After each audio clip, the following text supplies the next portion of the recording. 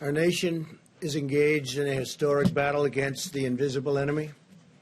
To win this fight, we have undertaken the greatest national mobilization since World War II, and that's exactly what it's been. We've marshaled every instrument of American power, and we've unleashed our most potent weapon of all, the courage of the American people. These have been trying times. A cruel virus from a distant land has unfairly claimed thousands of precious American lives.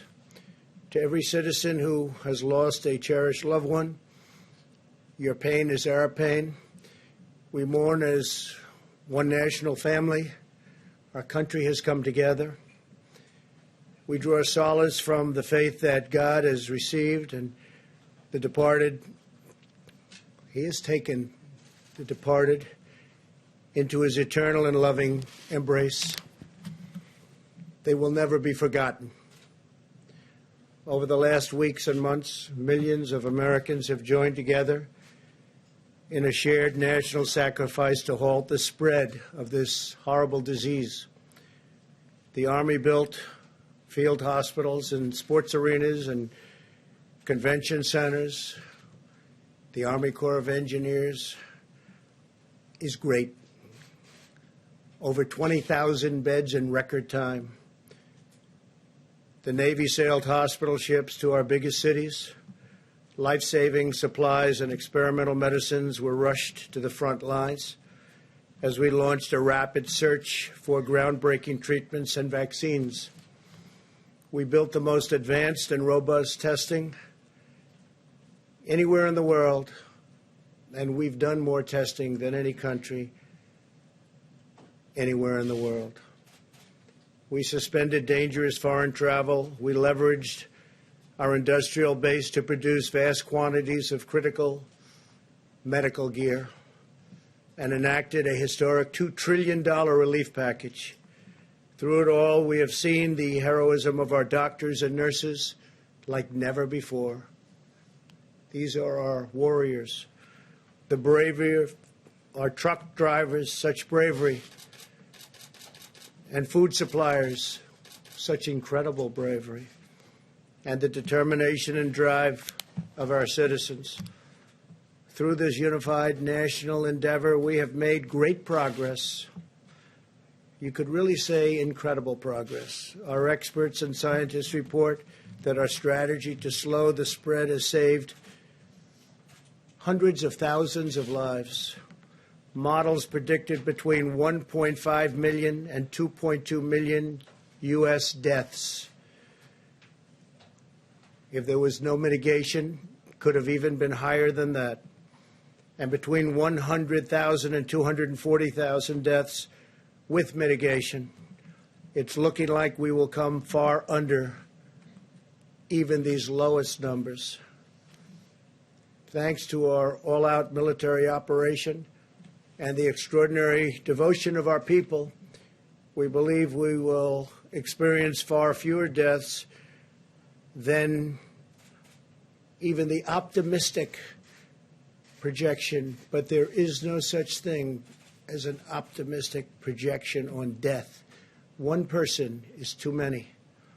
Our experts say the curve has flattened and the peak in new cases is behind us. Nationwide, more than 850 counties, or nearly 30% of our country, have reported no new cases in the last 7 days.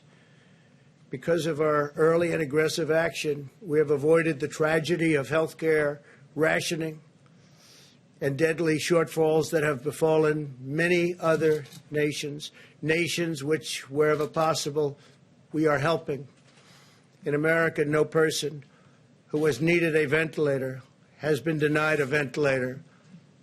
We're making hundreds of thousands of ventilators. We've delivered thousands and thousands of ventilators to the states. And actually, it's been an incredible operation. We started with very little, and we ended with a lot. The United States has achieved a significant lower mortality rate than almost all other countries. Based on the latest data, our team of experts now agrees that we can begin the next front in our war, which we are calling opening up America again. And that's what we're doing. We're opening up our country. And we have to do that. America wants to be open, and Americans want to be open. As I have said for some time now, a national shutdown is not a sustainable long-term solution. To preserve the health of our citizens, we must also preserve the health and functioning of our economy. Over the long haul, you can't do one without the other. Cannot be done. To keep vital supply chains running, these chains have to be taken care of so delicately. They're delicate. The balance is delicate. We want to deliver food and medical supply. We must have a working economy, and we want to get it back very, very quickly. And that's what's going to happen. I believe it will boom. A prolonged lockdown combined with a forced economic depression would inflict an immense and wide-ranging toll on public health. This includes a sharp rise in drug abuse, alcohol abuse, suicide, heart disease, and many other dimensions of physical and mental well-being. Moreover, many patients have put needed medical care on hold, creating entirely new hazards for public health. Our country has suffered. The world has suffered. 184 other countries have suffered. Therefore, my administration is issuing new federal guidelines that will allow governors to take a phased and deliberate approach to reopening their individual states. I've dealt with them now a long time, and we've had a great relationship. Democrat, Republican, the relationship has been good. This strategy is based on hard, verifiable data. I want to thank Dr. Birx for her incredible leadership in crafting these guidelines in consultation with scientists, experts, and medical professionals across government. Dr. Birx will explain the guidelines in more detail in a few moments. And Dr. Fauci has been absolutely terrific. We've all worked together, and we've worked together well.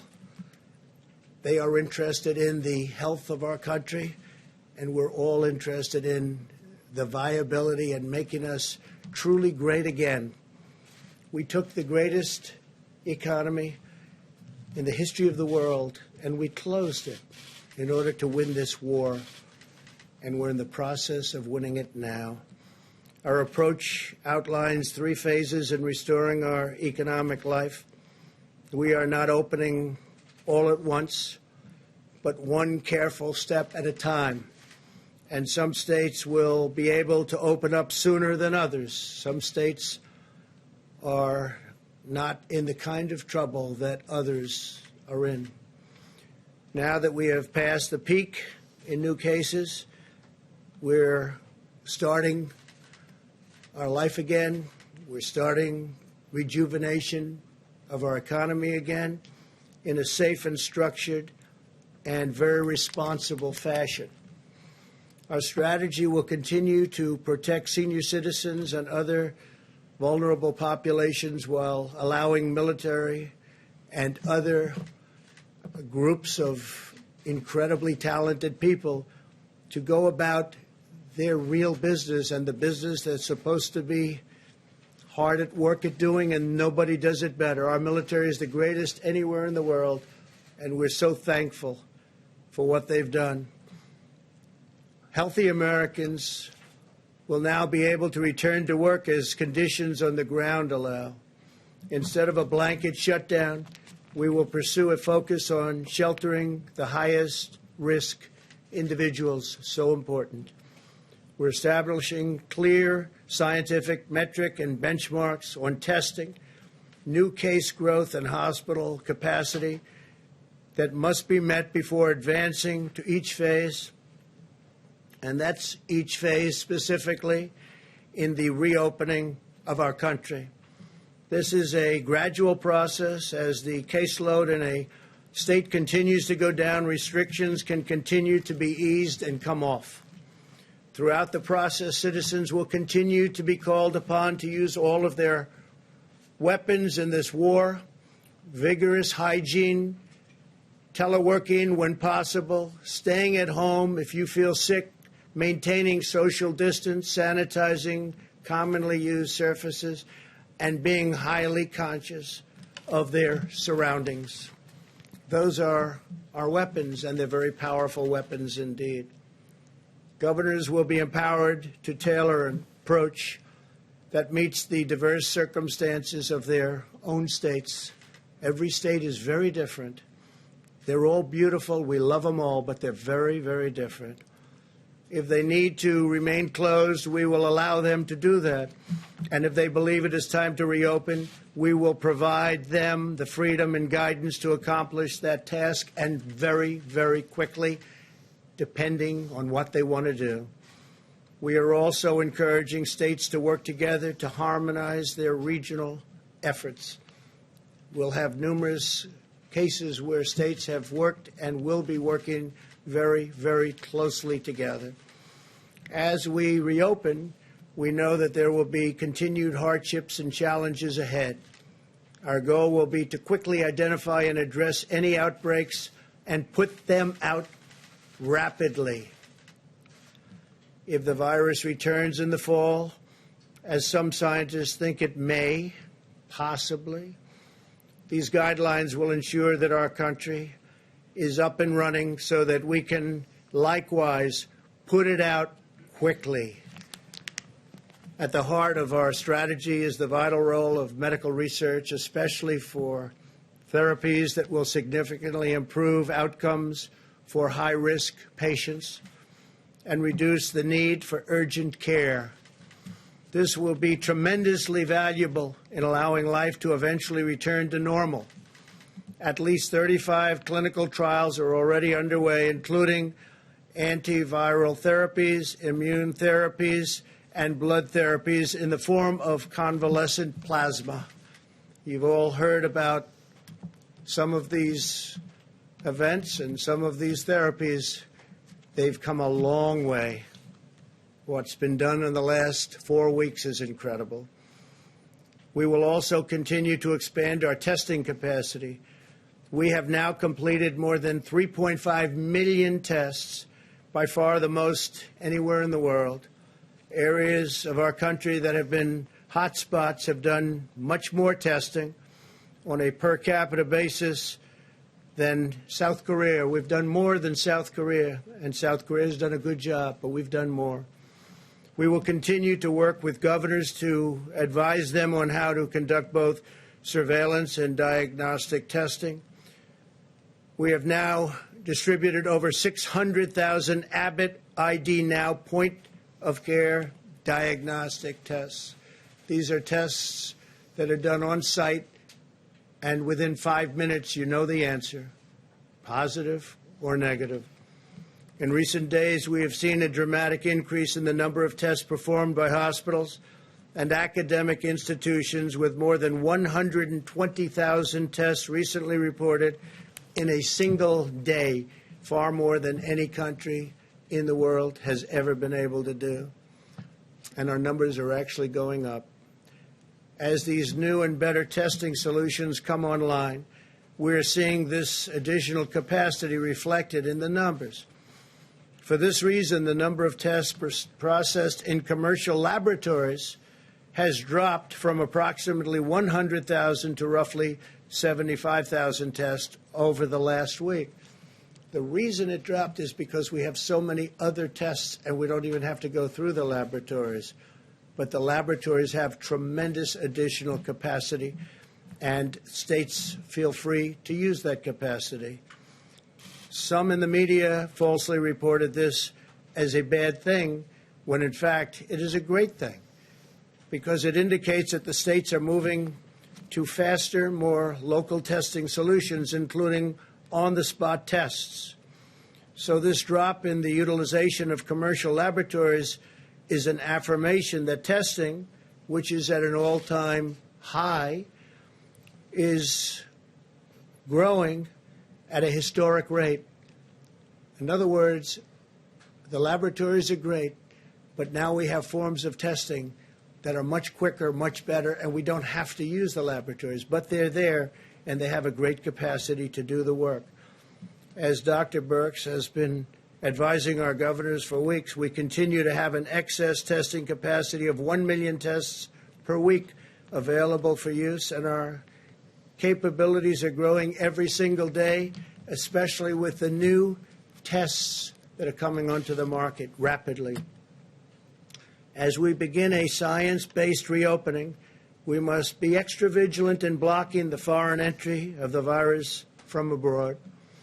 Border control, travel restrictions, and other limitations on entry are more important than ever to keep the virus in check and allow Americans to get back to work. The sacrifices our citizens have made in this time of crisis will be remembered, studied, honored, and praised for generations to come. We're really all working together. Democrat, Republican, conservative, liberal, we're all working together. This is not about parties. This is about our country. Now the American people are ready to rise to the occasion once again. They are ready to show the world once more that Americans can defeat any challenger. Together we will rebuild this land that we love. We will reclaim the magnificent destiny that we share, and we will carry our nation forward to new heights of greatness and glory. I would now like to ask Vice President Mike Pence and Dr. Birx to further explain the new guidelines. I want to thank Dr. Birx. I want to thank Dr. Fauci, and I want to thank really especially a man who has devoted 24 hours a day to his task force and done such an incredible job, our great Vice President, Mike Pence. Please, Mike.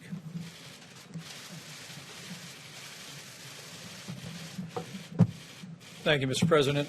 The members of the White House Coronavirus Task Force today joined the President to meet with a bipartisan group of members of the House and of the Senate to get their counsel on the development of what the President unveiled to America's governors this afternoon. The new guidelines for opening up America again are a product of the best science and the best common sense that the President has marshaled on this team and from a broad range of advisors from all across the nation. From the moment President Trump established the White House Coronavirus Task Force, early on he made it clear that we have no higher priority than the health and safety of the American people. The President launched a whole-of-government approach. And while we stand here on this day, with more than 640,000 Americans having contracted the coronavirus, and our hearts go out to the families of the more than 31,000 Americans who lost their lives and those who continue to struggle with serious consequences of the coronavirus. The truth is that because of the decisive action that our President took early on, suspending travel from China and thereafter from portions of Europe and South Korea, screening passengers, because of the strong actions in partnership with every governor across America, because of the extraordinary efforts of America's healthcare workers on the front lines, and because of the cooperation of the American people and God's grace, we are slowing the spread. We are flattening the curve. We have preserved the capacity of our healthcare system, and we've protected the most vulnerable. In a word, because of the actions of this President, this administration, governors at every level, our healthcare workers, and our fellow Americans, we've saved lives, and every American should be comforted by that. And we can see it in the numbers. In the charts that I'll present today, these three maps track influenza-like illness, which in this instance is mostly coronavirus across America. The first map reflects the total number of cases on the week ending March the 28th. The next map reflects our data about the total number of cases on the week ending April 4th. And we stand here today with the final map reflecting the total number of cases across America as of April the 11th. With these trends underway, President Trump tasked the White House Coronavirus Task Force to develop new guidelines for opening up America again. Those guidelines were presented today first to our nation's governors. And it is our intention, at the President's direction, to provide these guidelines to assist governors and state health officials in evaluating the most responsible manner to reopen the economies of their states at a time and manner of their choosing. The guidelines, as Americans who are looking on will note, begin with what is the best criteria that our experts have developed: a downward trajectory in cases over a 14-day period of time, ensuring that states have proper capacity in their health care facilities. The second set of proposals includes a description of recommendations for state preparedness. And let me say to the American people what President Trump made clear to our governors today, that our administration will continue to work day in and day out through our task force, through FEMA, to ensure that our states have not only the medical supplies, but that we continue to rapidly expand testing across the nation. The President reflected on the progress we've made on testing, but a few statistics for that as well, which I hope are an encouragement to the American people. On March 11th, we had performed a total of 23,588 tests. Because of the public-private partnership that President Trump initiated with commercial labs across the country, that number was 83,500 by March 18th. And as the President just said, that number is 3.5 million today. It is our expectation that we will have tested more than 5 million Americans before the end of the month of April, and we'll continue to scale those resources. So testing and medical supplies will continue to be an ongoing partnership with our states, and we want our healthcare workers and people all across the country to know of our commitment to that. Finally, the President directed us to propose a phased approach to reopening our economy. It is based on up-to-date data and readiness. We'll continue to provide the very best data to our states, working with their health officials. The focus is on the mitigation of any risk of resurgence or the emergence of the coronavirus in states where it's not yet emerged. There is a focus in the President's new guidelines on the most vulnerable. We made this very clear to the governors today.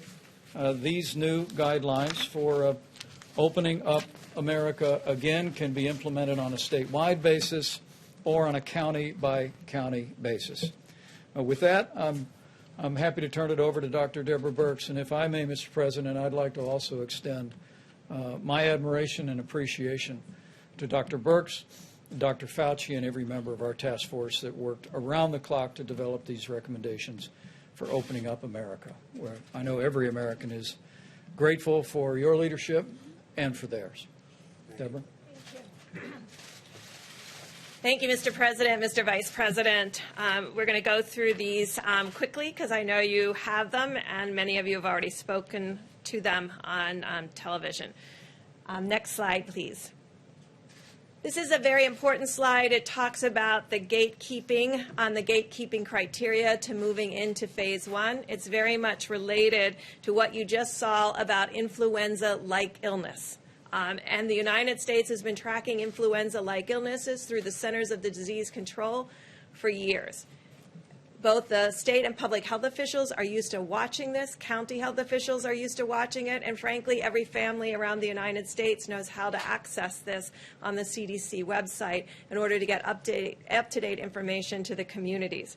It also looks at a syndromic emergency room type visits, again, housed at the CDC, and really is our surveillance program that can be utilized for a lot of different illnesses, but in this case will be utilized for respiratory diseases.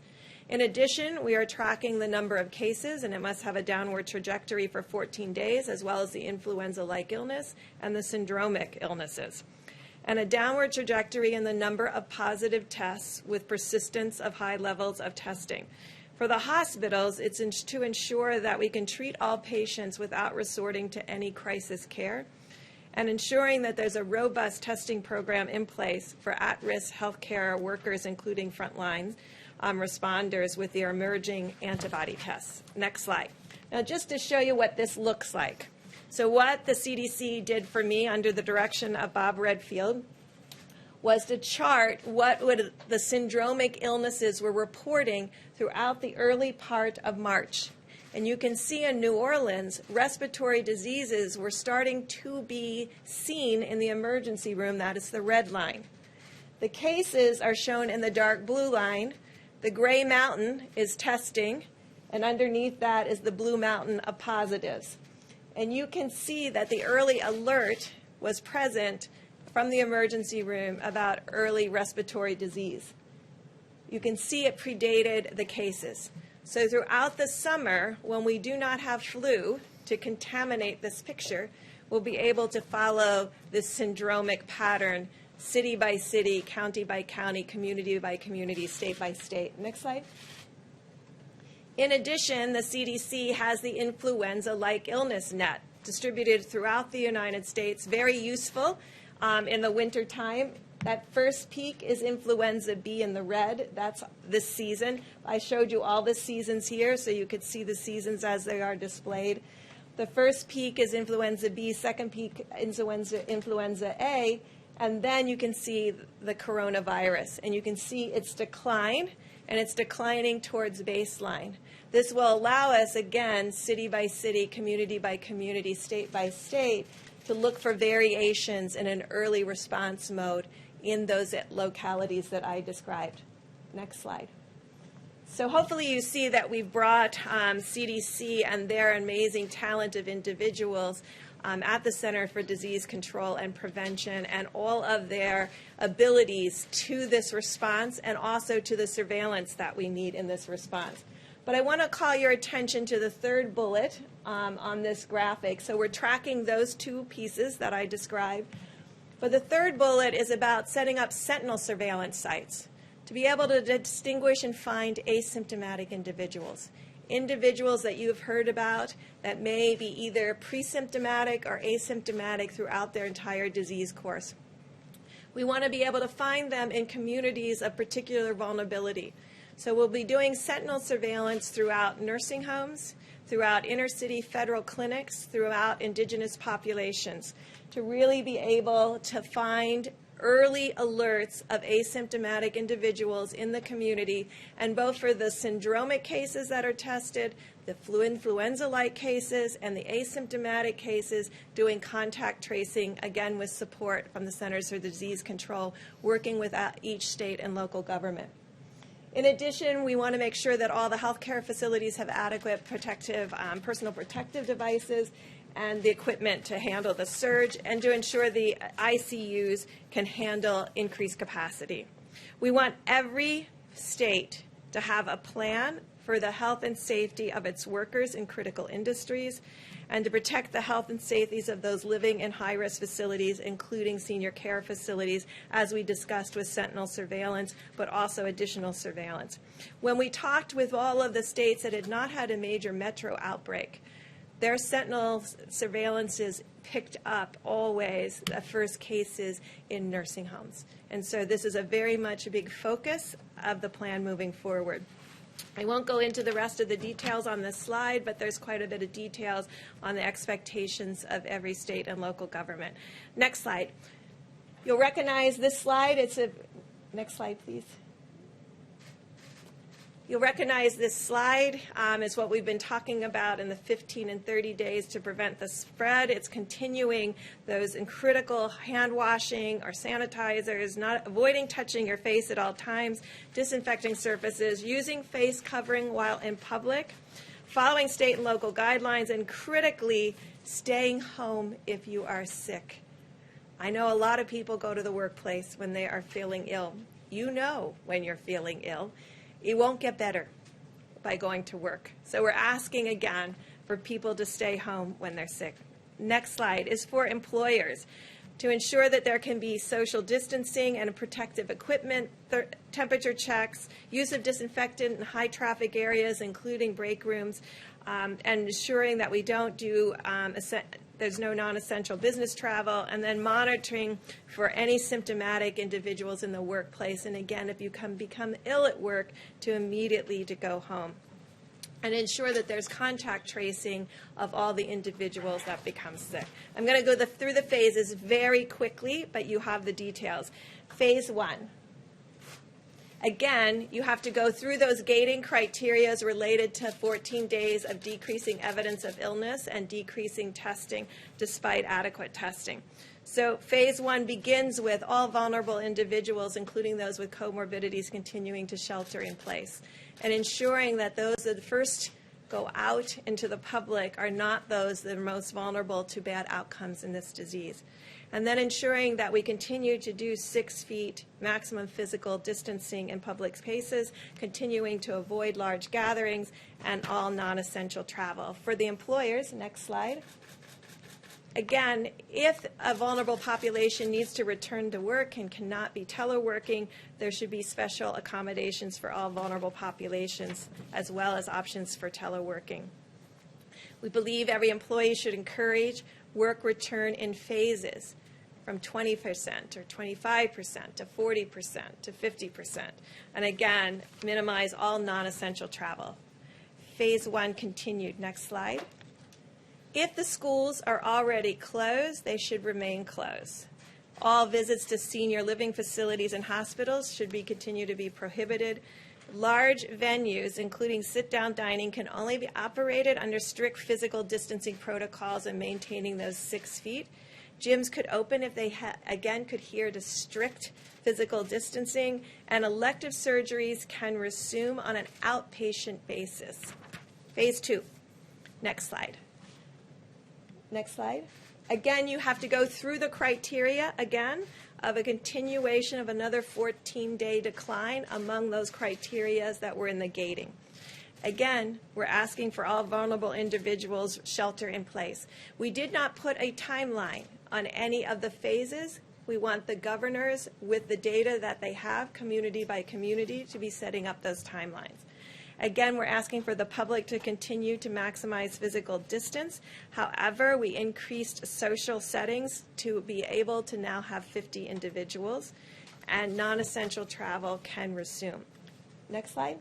This is for the employers. We still would like to encourage telework, and the common areas should remain closed or be physically distanced. All non-essential travel for employees can resume. And then, again, special accommodations for vulnerable. Next slide. This should be a relief to many of households that have small children. Schools, daycares, and camps can reopen in phase 2. Visits to senior living facilities, however, should remain in hospitals prohibited. Large venues can operate, but solely under moderate physical distancing, and elective surgeries can resume on an outpatient and inpatient basis. Phase 3. And so phase 3, I won't go through in detail, is essentially returning to our new normal with all of what we talked about through all phases, continuing the good hygiene practices, continuing the respect for spaces between individuals, because we know that we still have an issue with asymptomatic spread.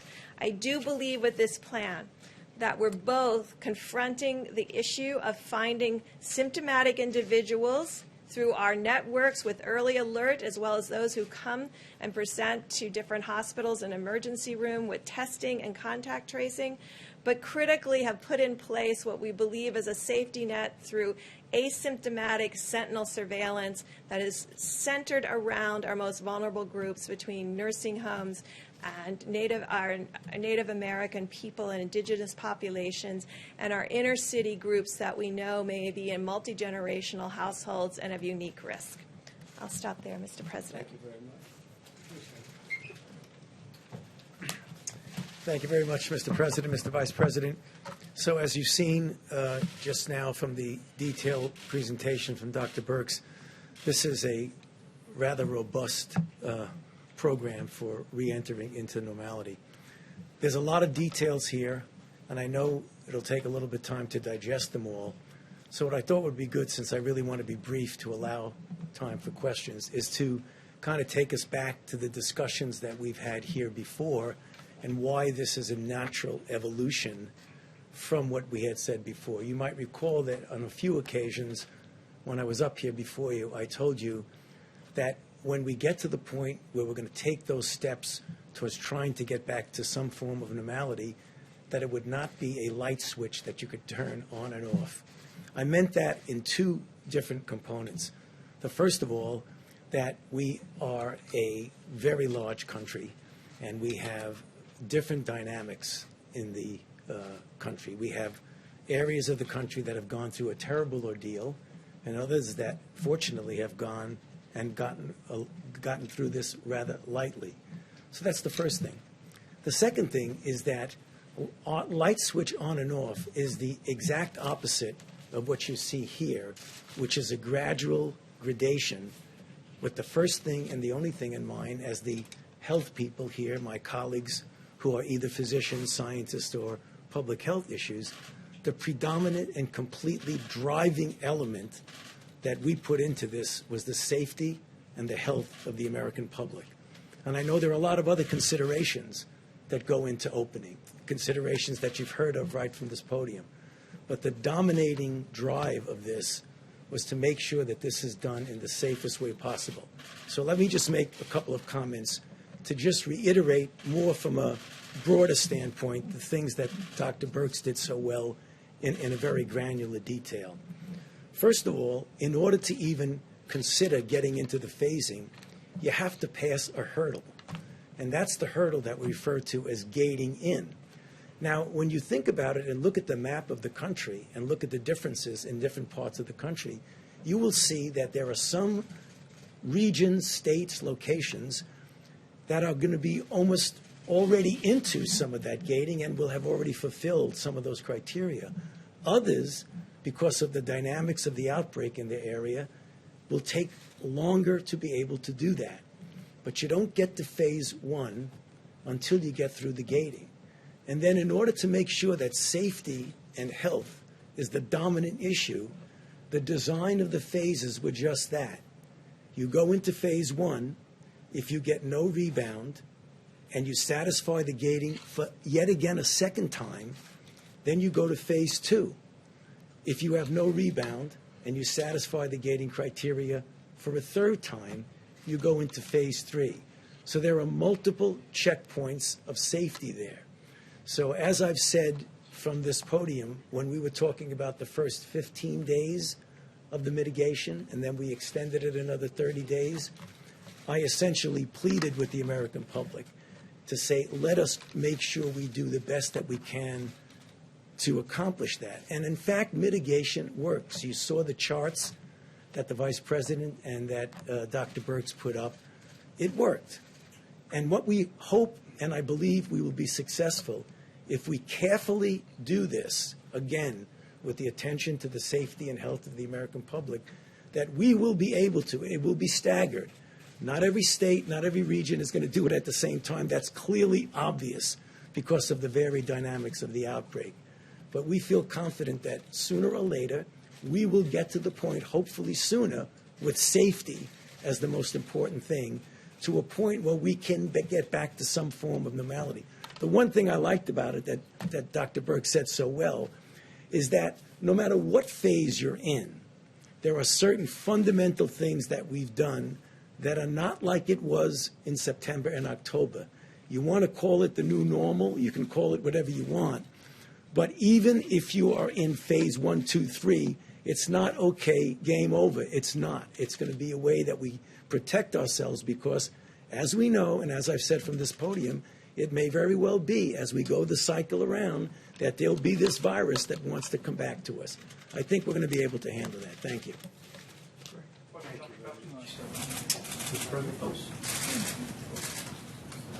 Go ahead, Dr. Fauci. So I assume that there's also a phase 4, which is after a vaccine is developed and available to everybody. So a question on phase 3 being the new normal, are we during that phase going to be able to see things like packed arenas for sporting events, large crowds, concerts? The answer is, it is conceivable that we will be able to do that. I think there will always have to be attention to making sure that we don't do all that packing in together. I think we'll be able to have sports events in that phase where you actually have participants there.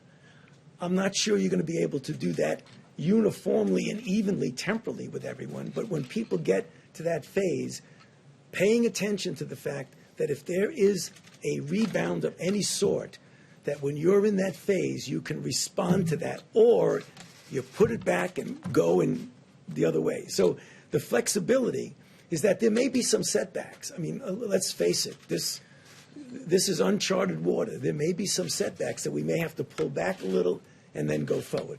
But, John, the direct answer to your question, I do see us getting more towards normal. Mr. President? Mr. President, if you take a look at the gating criteria as outlined in these guidelines, there are at least a handful of states. I just looked at the trend lines: Idaho, Wyoming, Hawaii, Montana, that look like they've already satisfied that gating criteria. Right. In your call with the governors this afternoon, did you hear back from any states who said, we're already there, we could start the process now? I did. I heard from a number of governors that said they're in very good shape. I also heard not only from the call, but I heard from some of the governors previous. And I think you'll have some very good things to report over the next few days about states opening up. And I think, John, having to do with your call on sports, depending on the area, depending where we're talking about, you're going to have large areas of our country where this has not been or has been totally eradicated. You'll be able to have those full arenas. Now, with everything being said, a lot of great work has been done on vaccines, but you have a testing process. Therapeutics, likewise, we have a lot of great things happening therapeutically. That will be a step further. But in terms of sports, they'll probably start off. As you know, I spoke to the commissioners yesterday, almost, I guess, of every sport. And many of them are going to be starting without the fans. So it'll be made for television, the good old days, made for television. And it'll go that way, and then fans will start coming in. Maybe they'll be separated by 2 seats. And then ultimately we want to have packed arenas. When the virus is gone, we're going to have packed arenas, and we're going to be back to enjoying sports the way they're supposed to be. And the same thing can be said for restaurants. So at a certain point in time, when the virus is gone, we're going to be back to normal. Mr. President, please go ahead. Mr. President and the doctors, can you clarify then, is the 30-day period to stop the spread, are those mitigation efforts still in place, or have they been replaced by this new guidance? Well, they're going to be in place to a large extent, and it also depends on the governors what they want to do. You have very different states. If you look at Montana, Wyoming, North Dakota, that's a lot different than New York. It's a lot different than New Jersey. So it's going to be very dependent on the governor. We're recommending, as you see in the charts, we're recommending certain things. They'll be in place dependent on what the governor wants to do. If we see something wrong, we will be expressing ourselves very strongly. Please go ahead. Thank you, Mr. President. Does this mean that states such as Montana and Utah that already meet that gating period, will they be able to go to phase 1 as early as, say, tomorrow if the governor decides? You're talking about those states that are in great shape already? Yes. They will be able to go literally tomorrow, yes, because they've met all of the guidelines. If you go back, you're going back 14 days. You're going back even a month. And they have the ones that I'm thinking about, the ones that I've already spoken to governors about, they've met those guidelines actually pretty long ago. Mr. President, what's your message to those protesters we saw a lot in Michigan, but in other states that are saying that they are refusing to comply with the stay-at-home orders issued by governors and local officials? I mean, isn't it important for everybody to go along with this as we go through these phases? Well, they've been going through it a long time, John, and it's been a tough process for people. You know, I told you there's death and there's problems in staying at home, too. It's not just, isn't it wonderful to stay at home? They're suffering. This country wasn't built on that principle. It was built on an exact opposite principle, actually. And I watched in one particular state where they were They want to get back. They want to get back. They were very strict sanctions that were put on people. That was probably the most strict of all. But I just think the American people have been incredible. When you look at, John, when you look at what they've done, when you look at what they've been through, when you look at all of the death and all of the problems and all of the sickness, when you look at what's happened, I just think the American people have been incredible. Urge those protesters to listen to local authorities? I think they're listening. I think they listen to me. They seem to be protesters that like me and respect this opinion, and my opinion is the same as just about all of the governors. They all want to open. Nobody wants to stay shut, but they want to open safely. So do I. But we have large sections of the country right now that can start thinking about opening. There'll be some mitigation, and they'll keep it going for a period of time, including masks, by the way, in areas that you wouldn't even think. I asked a question today. I said, why would they wear masks in Wyoming or Montana or North Dakota? And that's if somebody should come in from an area that isn't so successful in terms of what they've done.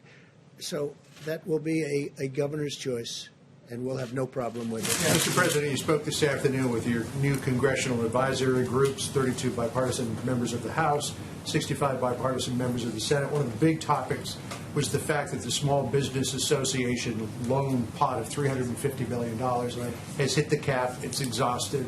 There's nothing moving on the $250 billion to replenish it. What did you tell those bipartisan groups today about getting the move on to get some more money into the hands of small businesses? So just for the viewers watching this or hearing you ask that question, exhausted is a good thing, not a bad thing. It went quickly. It is so popular. The banks have been incredible, including 4,000 community banks. 4,000. Most people didn't know you had that many banks. 4,000. Don't need a lot, though. What they want is people want to keep this going. And we're doing it to keep the small businesses open and to keep the workers paid. And we have a $250 billion request. The Democrats like it. The Republicans love it. And to be honest, I think something's going to be happening. I hope so, because this is a very popular program. It was really executed flawlessly. The first day they changed an application a little bit. But when you look at what Bank of America did and what Wells Fargo did and Citi and a lot of the banks, but when you look at what all of the community banks did, it's been really incredible. Well, we're negotiating with Democrats, and they should frankly approve it quickly. This is a great thing for our country. It's a great thing for small business and for the workers, and we're having a hard time getting them to approve it. I think it's going to happen. It should happen really unanimously, but they're trying to get things, and we're not too happy with what they're trying to get. Please go ahead. First, could you just say which states specifically you guys think have hit the gating requirements of this? I'd rather not say that, but you'll be seeing it very soon. I mean, I'd rather have the governors be able to announce, and they're very proud of it. They've worked hard. Some are in an area that's less susceptible, and some really was done, I think we can say, through talent. They really worked very hard. And, we have some states that got too much credit for what they've done. Frankly, I could name you a couple of those too, and I could name you a couple of them. And we have others that haven't been given credit that have done a phenomenal job. And part of the guidance seems to sort of shift to states and companies the burden not just of additional testing and surveillance, but also this sort of new normal in which, there's smaller crowds in restaurants and bars and arenas. Well, that's not going to be normal.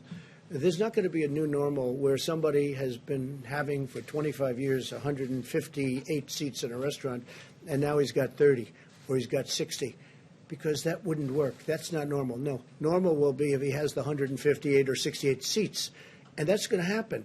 And it's going to happen relatively quickly, we hope. But that's our normal. Our normal is if you have 100,000 people in an Alabama football game, or 110,000 to be exact, we want 110,000 people there. We want every seat occupied. Normal is not going to be where you have a game with 50,000 people. To that point, I mean, best case scenario that happens in the states that are doing really well in a month.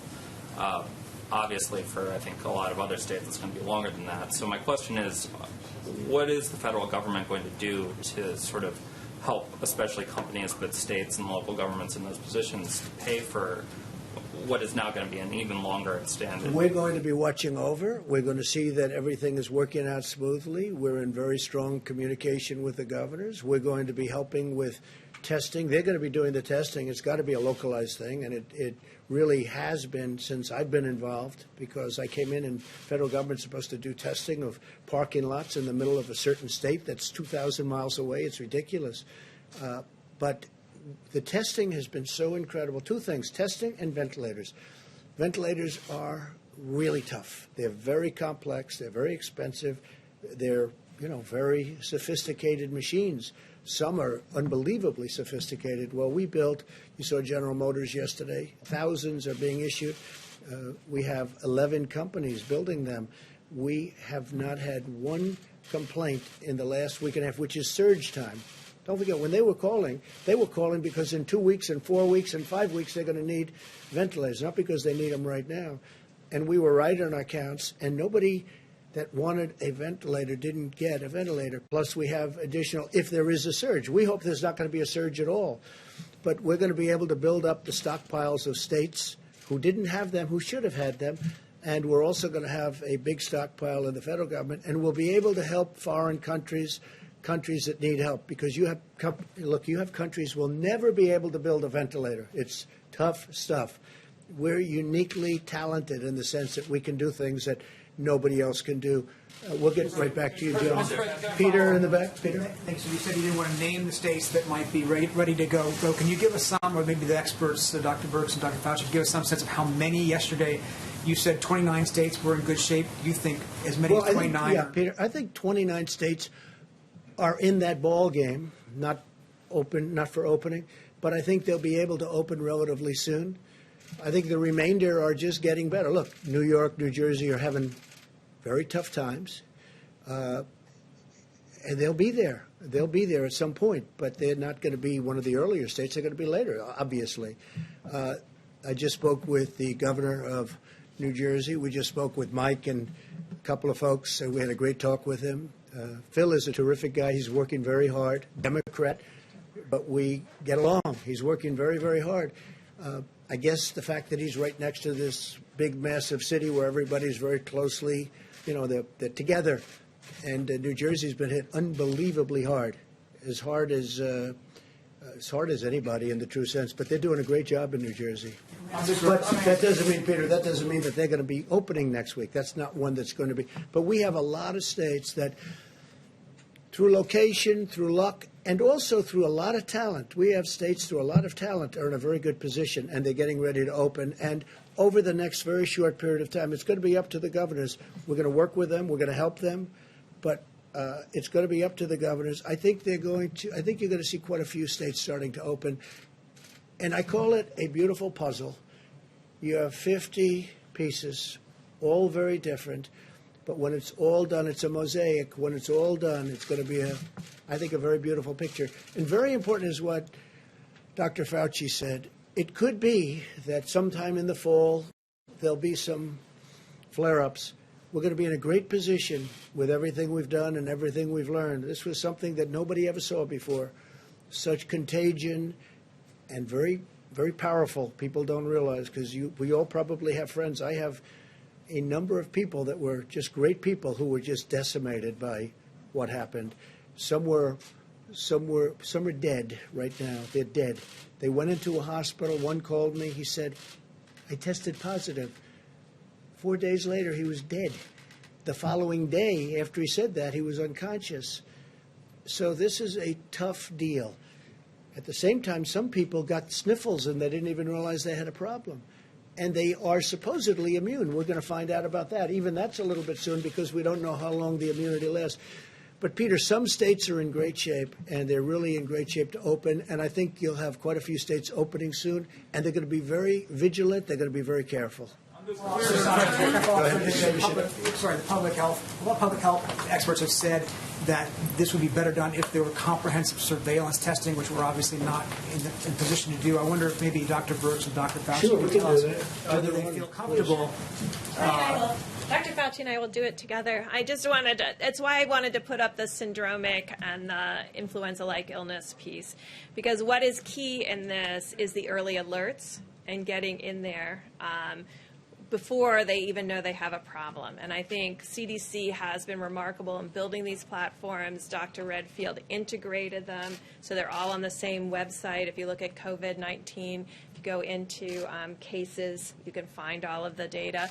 And the beauty of it is the states are used to utilizing that through flu season. So the testing and contact tracing, and Dr. Redfield will be putting people in every single state to make sure that CDC is standing beside the state and local health officials to make sure that all of those cases are immediately identified and contact traced. I think what's new and what's really critical is this constant sentinel surveillance for asymptomatic individuals in communities that we know are particularly vulnerable. And that hasn't been done in flu before. And I think that's going to be the added dividend that's really focused on who is most vulnerable and how do we get the fastest alert by generally screening people without symptoms. So people who are just coming to the clinic will be screened for COVID-19. And we do have enough testing capacity to do both that surveillance piece as well as the diagnostic piece and contact tracing. Just a follow-up. You want to say something? No, actually, people have gotten confused about that because in the beginning when we were focusing really on just mitigation and really trying to keep peaks down and trying to worry about ventilators and PPEs and things like that, when now when you get a little bit more grace period, you can start figuring out what is the penetrance of this virus in society. What are we missing in people who might be infected? What is the percentage of those people that are out there? That's going to inform us greatly for a number of things, including the level, once we prove that antibody test that you have is really protective, and we still don't know that yet. We're going to find that out. We may get a good feel of what the level of protection might be in society, but we don't know that yet. So it's going to give us information as to what the vulnerable areas are and how we need to respond. Remember, there's two types of things: antibody tests and tests for the diagnosis of who has the disease. One you need for contact tracing, the other you want to need for finding out what's in society.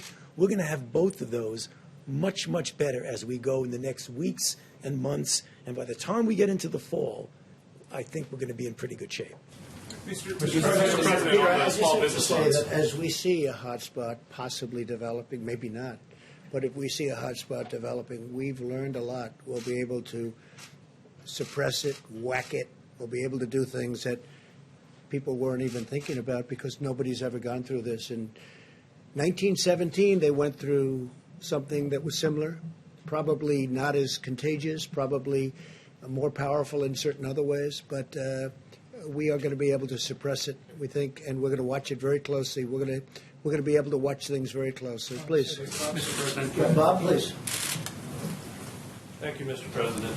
I think what's really important is during this bringing people back to work and our economy back to work, and what's going to go back is that we're going to be very aggressively focused on early case recognition, isolation, and contact tracing. In the event that we just went through, unfortunately, as we started, we were very capable of doing that.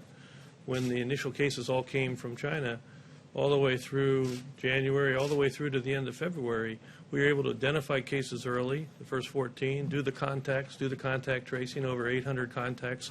We identified that 2 of those contacts were actually infected. We were able to isolate them. We were able to contain the outbreak. We're about to enter a new phase of this where we're going back to containment. And mitigation is going to continue, as Dr. Birx and others have said. Some of the things that we've learned to do, we're going to continue. But the major thrust of how we're going to control and make sure that we continue to keep this nation open is early case recognition, isolation, and contact tracing. That's the fundamentals of public health. That's what we're going to do. You see, we have very good surveillance systems that are going to help us. As we see these cases sporadically across the country, we've got to jump on them with early diagnosis, isolation, and contact tracing. That's what CDC is going to continue to help build that capacity in the states across this nation. Mr. President, just follow on. And one other thing, because we discussed this today with the senators, we had the congressmen and women. There'll be some areas of our country, wide open plains, wide open spaces, with not that many people, relatively speaking, where you're not going to have to do that. Senators were saying there is no reason to do that in certain states and certain areas where you have the wide open. In other cases, we will be doing that. So we'll be following it. Largely, that also will be a function of governors. They know their states. So largely, that's going to be a function of governors. Yes? Yeah, you mentioned I think you used the term clear scientific benchmarks on testing. And the main periscope that I think you guys are talking about is the ILL syndromic as well as the surveillance and the sentinel testing. Yeah. Are you opening things up then without doing, I just want to be clear, are you opening things up without doing widespread testing? Is that because you don't have the capacity or you don't think it's necessary? We do have the capacity, but, you have states without any problem. You have states with few cases, and those few cases have healed. You have states with very little death, relatively speaking. As I said, one is too many, but you have states with very little, and frankly, they're at a point where they have almost nothing. So this is a much different case than a New York or New Jersey where they're going through, frankly, they go through hell. And if you look at New York, I'm looking at bed count, because you have to look at bed count, and it's really dropped. We built the Javits Center with 2,900 beds, and it was, they built it in 4 days. They did an incredible job, the Army Corps of Engineers. It was not used very much. We sent the hospital ship in to New York Harbor, and it was not used. Then we went COVID, and it still was not used very much because the bed count has gone way down, way, way down. In these states, when you see yourself getting back to campaigning, this is not campaigning. I want to make the country better. I don't care about campaigning. This is about making our country better. I think this team has been incredible. Whether it's Army Corps of Engineers, whether it's FEMA.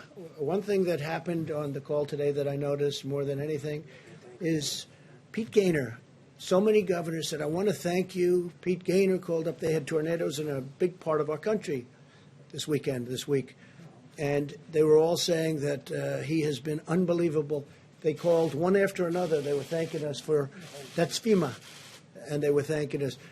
No, I want to heal this country. This is a war. We've been through a war. We have an invisible as opposed to a visible enemy. I think in many ways the invisible enemy is much more dangerous, is much tougher. In the G7 today, I went through country after country. We were there. We all get along great. Angela Merkel and Shinzo Abe, Prime Minister of Japan, and all of them. And their countries have been devastated by this. Their economies have been devastated by this. 184 countries all over the world. And we went through one after another. And I was angry because it should have been told to us. It should have been told to us early. It should have been told to us a lot sooner. People knew it was happening, and people didn't want to talk about it. I don't know why, but we're going to get to the bottom of it. But people should have. I'm not saying anything. I'm saying people should have told us about this. They should have told the rest of the world, too. When I looked at Germany talking today, when I looked at France talking today, the European Union was there represented. That represents a lot of countries. Their economies have been devastated, but they're going to build them back. But we're going to build this economy back bigger, better, stronger than ever before. You watch. And we have stimulus. And we're going to do things, whether it's infrastructure, which we would like to be able to do, our roads, our tunnels, our highways, our bridges. Our bridges need help. A lot of you have reported on our bridges. A lot of bridges are in bad shape. They should have been fixed 25 years ago, and they're still standing. They have to be fixed. So hopefully we'll get an infrastructure bill. The good news is the interest rate is close to zero, and zero interest is a good thing when it comes to rebuilding your infrastructure and your country back. Please, in the back. Mr. President, walk us through the calendar, if you would. When it comes to Memorial Day or even Pentecost in May, you've got July 4th, Labor Day weekend. What would you anticipate at each of those milestones? Well, I don't like to anticipate because you have a couple of states that are in difficulty, that have made a lot of progress, by the way, and they're either here or they're heading down. So I'm not going to go in terms of dates, but I think we're going very quickly now. I really believe. I think we're going to have a lot of states open relatively soon. We're beating the date. I said a date of May 1st, and, here we are. And I think you're going to have some nice surprises over the next few days, and that'll be before. And that's big stuff. Some of those states are They're big stuff, very important states. And it's going to be added on. And as we look, I don't want anyone coming back that isn't in position to come back. The last thing we want is for, let's say, a New York to come back too soon or a New Jersey to come back too soon. We want them to come back when they're ready. But they're really heading in a good direction. And I think it'll be much faster than people think. I think it'll be quicker, but it's got to be safe. Yeah, please, everybody. Thank you. Has the government modeled the possibility of what might happen, how many deaths might occur if there is a widespread resurgence? If this just doesn't work, I mean, how many deaths are we talking about? So if we didn't do what we did, we were talking about up to 2.2 million deaths. So that's 5 times almost what we lost in the Civil War. Okay, if everything happens properly and if we continue to go the way we're going now, we will be significantly less than the lowest number with mitigation. So it will be significantly less. And it's still a lot of people. 1 is too many, as I've said. 1 is too many. But we'll be under the number of 100,000, which was the minimum number projected by the model. And I give everybody up here, I give all of the people that we've been working. I mean, this was a military operation with a lot of private help. If you look at Roche, they were incredible. Look at Johnson & Johnson now, what they're doing. They are very far advanced on a vaccine. I think therapeutically we have some of these genius companies. They're truly genius companies. I'm seeing them. I'm meeting with the people that run the companies and scientists. And, I mean, what they're doing is incredible. It's incredible. It's a beautiful thing to see. So I think we're very far advanced, and I think we're going to be in great shape soon. Yeah, please. Mr. President, I know you don't want to mention specific states, but what about Washington and California? Do you have guidance for? You mean Washington State or Washington here? Washington State and California. Do you well, that's going to be up to them. They're going to have to make that determination. I mean, the governor of Washington was saying that he can't find cotton. Because, you know, a swab is a very easy thing to get, and swab is essentially, it's a little bit more sophisticated than a Q-tip, and you got to be able to go out and find. You know, the federal government shouldn't be forced to go and do everything. What we've done is incredible. What we've done are the ones that can't be done, like, for instance, the ventilators that can't be done by anybody but a very powerful, very great manufacturing country, which is what we are and what we're really getting to be. And I have to tell you, some of these companies, what the job they've done, and we're going to recognize them pretty soon, the job they've done in terms of getting out, in particular ventilators, because ventilators are so hard. They're so, I say, and some people say, oh, it's not really as complicated. Well, it's like building a car. And you know what? The price is the same, too. It's a very expensive thing for a sophisticated ventilator. It's very, very tough stuff. Yeah, please. Mr. President, let me toss this question up to you and to the doctors as well. Truthfully, for those states that aren't ready to go to phase 1, to get through these phases, do we have an idea of how many millions, tens of millions of tests they're going to need for them to get through these phases? Any number out there? A test of any sort? Yeah, so, I mean, you've heard me talk about tests for a while from the podium, and I think what has happened over the last several weeks is hospitals and clinics that could move to the more point-of-care test, move to those point-of-care tests. And what it's left is an amazing array of capacity that exists in the country for at least 1 million more tests per week. So we have a whole team working lab by lab to see what it would take to turn on all of those labs that aren't running the pieces of equipment now. So you see in the system, I just said to you, there's 1 million more tests per week, that we have tests sitting there and equipment sitting there, and now we have to really deal with each single lab to really figure out what they need. And I just want to thank Administrator Verma, Seema Verma, who went through with us. And thanks to the lab directors, they really explained to us highly technical difficulty to run some of these big pieces of equipment. Because you have to aliquot the samples, you have to centrifuge, you have to put them on the machine. It takes a tech full time. At $50 a test, it wasn't enough to hire another technician to run the machine full-time. So at $100 a test, it is. So those are the kinds of changes we have to make bit by bit by bit. But that alone doubles our testing capacity per week. So we're committed to work with laboratories to answer every one of their issues with the state and local governments. And I think, frankly, every conversation I have, and the governors will say, I need 5,000 people tested. And I say, well, at the University of X, there are 6,700 tests waiting for you. So it's more of making sure that every governor and every public health official knows exactly where every lab is and where the tests are, so we can create with them a real understanding so all these tests can be run. So yes, there is twice the capacity right now. So just so you understand, just so you understand, we have tremendous testing capacity. You look at the labs, they're actually saying, send us. And the reason it's gone down is because we have so many other tests that frankly are easier because you don't have to send. They're on site.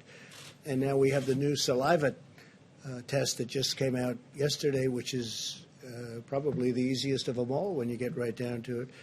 And I was seeing where Rutgers is involved, great school, great college, great university, and they're using that.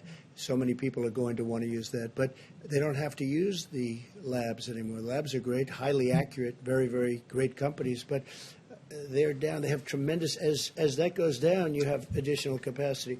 We have tremendous testing capacity, and to think that a month and a half ago we had virtually nothing. I just want to conclude, we're opening up our great country again. It's going to be over a period of time. We're working with some really great people that have become friends of mine, and I'm including Democrat governors that have really done a good job, Republican governors, most of whom I've known that have done a really good job. They're all working together. We're all for with few exceptions, the relationship has been outstanding, and I want to thank Dr. and Mike. I want to thank the director. Fantastic job. We've all done, by the way, head of the FDA, he has broken hurdles that years ago, even recently, would have taken years. He got one thing done in one day that would have taken 2 years for somebody else. So I want to thank Dr. Hahn of the FDA. We have incredible people that we're working with, and we're going to bring our country back, and it's going to be bigger and better and stronger than ever before. We have learned a lot. We've learned a lot about ourselves. I want to thank everybody, and most importantly, I want to thank the American people. Thank you all very much. Thank you. Quick question on grocery sponsor.